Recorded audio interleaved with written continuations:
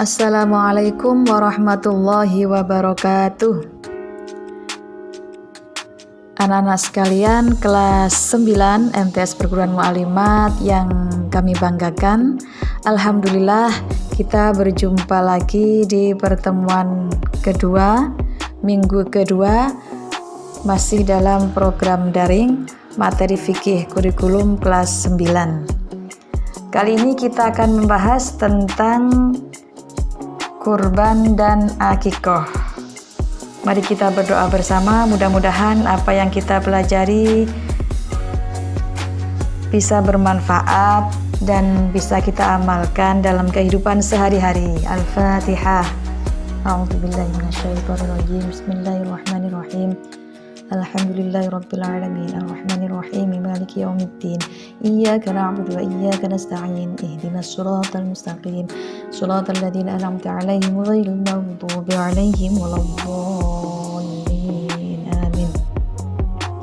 Anak-anak sekalian yang kami banggakan, untuk pertemuan kedua ini kita membahas kurban dan akikoh. Nah, ketepatan sekarang bulan Dzulhijjah.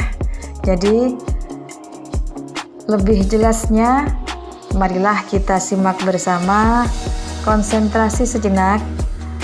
Kita bahas bersama tentang pengertian kurban. Kurban ditinjau dari segi bahasa. Kata kurban berasal dari bahasa Arab qoroba, yang artinya dekat atau mendekatkan. Sedangkan menurut istilah, kurban artinya menyembelih binatang ternak yang telah memenuhi syarat pada hari yang ditentukan semata-mata untuk mendekatkan diri kepada Allah Subhanahu wa Ta'ala. Disebutkan kurban secara khusus pada hari Nahr, hari raya kurban Idul Adha, dan hari Tasyrik adalah upaya mendekatkan diri kepada Allah dengan menyembelih binatang tertentu yang disebut dengan udhiyah. Nah, perintah kurban ini berdasarkan firman Allah surat Al-Kautsar ayat 1 sampai dengan 3 yang berbunyi, A'udzubillahi minasyaitonirrajim. Bismillahirrahmanirrahim. Inna a'tainakal kautsar fasholli lirabbika wanhar. Inna syani'aka huwal abtar. Kemudian hukum kurban. Menurut Imam Hanafi, hukum menyembelih kurban adalah wajib. Sedangkan menurut Imam Maliki, Imam Syafi'i, dan Imam Hambali, melaksanakan kurban hukumnya sunnah muakkad. C. Waktu penyembelihan kurban. Disyaratkan bahwa hewan kurban tidaklah disembelih kecuali setelah terbit matahari pada hari raya Idul Adha hingga saat-saat pelaksanaan sholat Id. Setelah itu, dibolehkan menyembelihnya kapanpun di hari yang ketiga, yakni hari Tasyrik, baik malam maupun siang.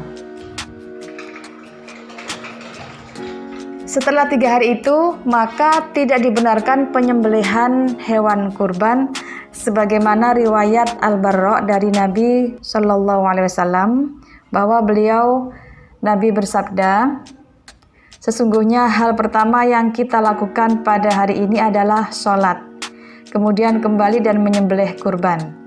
Barang siapa yang melakukan itu, berarti ia mendapatkan sunnah kami.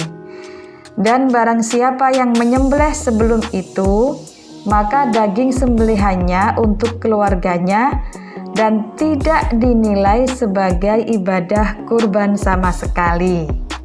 Imam Bukhari dan Muslim meriwayatkan bahwa Rasulullah Shallallahu Alaihi Wasallam bersabda, barang siapa menyembelih kurban sebelum sholat, sesungguhnya ia menyembelih untuk dirinya sendiri. Dan barang siapa yang menyembelih setelah sholat dan 2 khutbah, sungguh ibadah Idul Adhanya sempurna dan melaksanakan sunnah kaum muslimin. D. Syarat hewan ternak yang boleh dijadikan hewan kurban. Ada 2 syarat, yakni harus cukup umur dan tidak cacat. Itu syarat hewan ternak yang boleh dijadikan kurban. Nah, sekarang ketentuan umur. Ketentuan umur binatang kurban: kambing musinnah yang telah berumur 1 tahun atau lebih dan telah ganti gigi. Yang kedua, jada'ah domba berumur 8-9 atau belum umur 1 tahun. Apabila sapi atau kerbau telah 2 tahun atau lebih yang sudah ganti gigi. Kemudian unta dengan umur 5 tahun atau lebih yang sudah ganti gigi. Syarat yang kedua itu tidak cacat. Nah, cacat binatang itu meliputi apa? Cacat binatang kurban itu meliputi buta, sakit, pincang, dan kurus.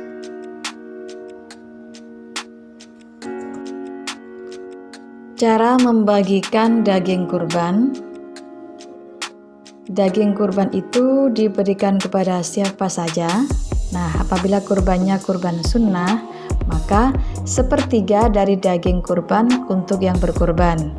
Kemudian 1/3 disedekahkan kepada fakir miskin. 1/3 lagi diberikan kepada kerabat atau orang yang membutuhkan. Apabila kurban dilakukan sebagai nazar, maka hukumnya wajib. Kurban nazar hukumnya wajib dilaksanakan. Nah, apabila nazar, maka seluruh daging wajib dibagikan kepada fakir miskin, sedangkan orang yang berkorban dilarang makan daging itu. Hal-hal yang disunahkan dalam berkorban: yang pertama, membaca sholawat atas Nabi Muhammad SAW. Yang kedua, membaca takbir. 3, disembelih sendiri oleh orang yang berkorban. Kemudian yang keempat, membaca doa ketika berkurban. Salah satu doa yang pernah diajarkan Nabi dalam hadis adalah Bismillahirrahmanirrahim. Allahumma minka wa ilaika udhiyatan fataqabbal minni. Keutamaan dalam berkurban. 1. Kurban adalah amal yang paling dicintai Allah, khususnya pada hari raya kurban. Yang kedua, pahala kurban sangat besar, bahkan setiap bulunya adalah kebaikan. 3. Kurban menenangkan jiwa. 4. Kurban mendatangkan ampunan Allah Subhanahu wa Ta'ala. Yang kelima, kurban adalah syiar agama Islam. Itu adalah salah satu keutamaan dalam berkurban. Nah, sekarang kita akan membahas tentang akikoh. Pengertian akikoh adalah, kalau menurut bahasa, akikoh artinya memotong. Asalnya dinamakan akikoh karena dipotongnya leher binatang dengan penyembelihan itu. Ada yang mengatakan bahwa akikoh adalah nama bagi hewan yang disembelih, dinamakan demikian karena lehernya dipotong. Ada pula yang mengatakan bahwa akikoh itu asalnya ialah rambut yang terdapat pada kepala si bayi ketika ia keluar dari rahim ibu. Rambut ini disebut akikoh karena ia mesti dicukur.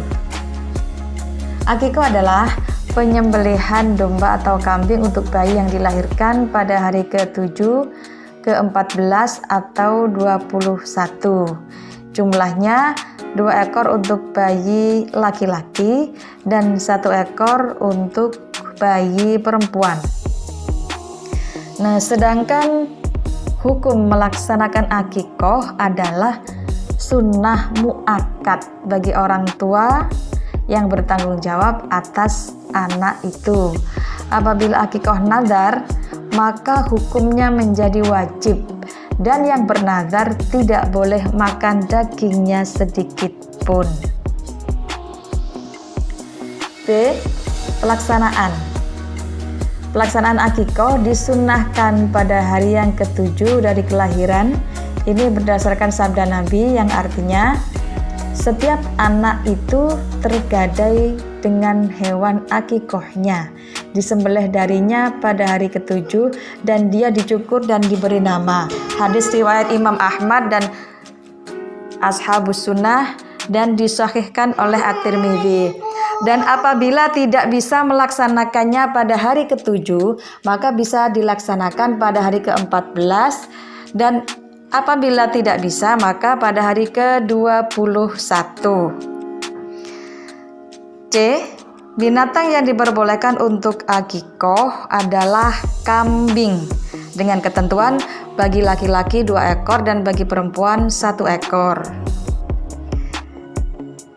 Selanjutnya yang D, hal-hal yang disunahkan dalam akikoh.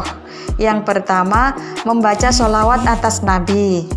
2. Membaca takbir. 3. Membaca doa. 4. Disembelih sendiri oleh ayah bayi yang diakikoi. 5. Daging dibagikan sesudah masak. 6. Mencukur rambutnya, memberi nama yang baik, bersedekah seberat rambut bayi yang baru dicukur senilai 1 atau setengah dirham. Perbedaan kurban dan akikoh. Kalau kurban itu disyariatkan agar dilaksanakan antara tanggal 10 Dzulhijjah sampai dengan 13 Dzulhijjah. Jadi hari raya Idul Adha dan 3 hari tasyrik. Sedangkan akikoh disyaratkan berkenaan dengan kelahiran bayi atau kelahiran anak. Yang kedua, kurban disyariatkan untuk dilaksanakan setiap tahun bagi yang mampu. Sedangkan akikoh disyariatkan sekali seumur hidup. 3. Binatang cukup 1 ekor. Akikoh, jumlah binatang atau kambing atau domba itu ditentukan bahwa untuk anak laki-laki 2 ekor, sedangkan untuk anak perempuan 1 ekor. Yang keempat, binatang kambing, sapi, unta yang dibuat untuk kurban, sedangkan untuk akikoh binatang kambing. Yang kelima, daging lebih utama dibagikan sebelum masak. Akikoh daging diberikan setelah dimasak. Untuk mengukur kefahaman anak-anak, jawablah pertanyaan-pertanyaan di bawah ini. Pertanyaan pertama, jelaskan pengertian kurban dan tunjukkan dalil yang menganjurkan untuk berkurban. 2.